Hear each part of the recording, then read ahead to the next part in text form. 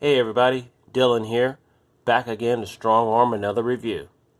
So as you can see here, we've got X-Men Dark Phoenix. Now, before we get into this, I just want you guys to know, first off, this movie was dope. I enjoyed this movie. Now, Arnie unboxed this a couple of weeks ago, and I'm just sort of getting around to reviewing it, but I watched it. I watched it a couple of weeks ago, and I really enjoyed it. Um, you know, I don't I just disagree with the naysayers, the critics, and the nerds that pretty much shitted on this movie and dogged it out. Um, I don't believe every movie needs to be like the MCU. I don't believe every superhero movie needs to be like Disney. I don't believe every superhero movie needs to be cracking jokes every 5 seconds and all the spectacles and shenanigans that go on in the MCU. And that's no shade against the MCU. I love the MCU movies, as you guys know. I own them, but that doesn't mean that I feel like every superhero movie needs to be like them. I enjoyed the X-Men series from Fox. Yeah, I said it. I enjoyed them. I enjoyed First Class. I enjoyed Days of Future Past. I enjoyed Apocalypse. Despite all the criticism that got, I thought that was a great movie. Thought that was a great X-Men movie. I know some of the criticism was leveled toward Apocalypse and how he looked, but hey, it was what it was. I know he didn't look exactly like he does in the comics, but we can talk all day about some of the superhero movies where the superheroes don't look exactly like they did in the comics. You know, I guess they were trying to make him look a little bit more human than he does in the comics. But it was what it was. The actor did a good job. I thought it was a great movie. Just like I thought this was a great movie. The young lady who played, I can't her name escapes me. Of course I know who she is from Game of Thrones, but the young lady here that played Dark Phoenix, I thought she did a great job. She was like, I thought she was creepy and just she was kind of distant and trying to, she really like got into the role. I thought she was dope looking in the movie too.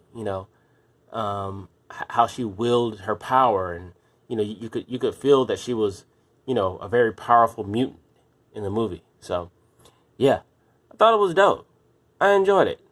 The story, I think they were trying to kind of consolidate everything into a 2 hour movie. I think this probably could have been a trilogy on its own if they really wanted it to be, but Fox got bought by Disney, so they had to wrap things up. You know what I mean? So it just sort of was what it was. But yeah, the movie was great. If you're an X-Men fan, if you're a fan of the Fox X-Men series, I didn't see any reason why you shouldn't go buy this. I didn't see any reason why. Now, if this was like pure shit, like I was like, oh my god, this is just a total, this just, this is like completely different from the first three X-Men movies from Fox, the first three in the soft reboot, I should say. First Class, Days of Future Past, like this took a very downward turn. Like if that were the case where this was just like complete garbage compared to them, I'd be like, you know what, they really dropped the ball on this one. It's nothing like the first three. Yeah, I regret buying this. Nope, that is not how I feel about this movie at all. This was a good movie. This was a good movie. Now let's get into the transfer. The transfer also good. Also good, and that helped to reinforce my pleasure in purchasing this movie. The fact that the transfer also looked good really helps. This is a good looking transfer. The colors look great. The black levels look great. Dark scenes look awesome. No grain, crispy as hell. What can I say? It's a great looking 4K disc. HD looks great. Wide color gamut, colorful as hell. If you got the right TV and your settings are right, assuming that those things are there, yeah, this is this is going to look awesome on your TV. Is it a reference disc? No, I don't know if I call it reference, but you could certainly put it on and you could tell, and you would be able to tell it's 4K. Yeah, definitely. So, yeah, awesome disc. Stands right up there with the rest of my great looking 4K discs. Yeah, if I do another reference quality, you know, oh, you know what? Here's something I can compare it to: Apocalypse, because Apocalypse is reference quality. So compared to Apocalypse, this is a close second. It's maybe not quite Apocalypse level, but close. It's a good looking disc in a whole lot of ways. Yeah, so yeah, you can't go wrong with this. Sound quality. I don't usually get heavily into sound quality. I just turn my shit up if I can't hear it.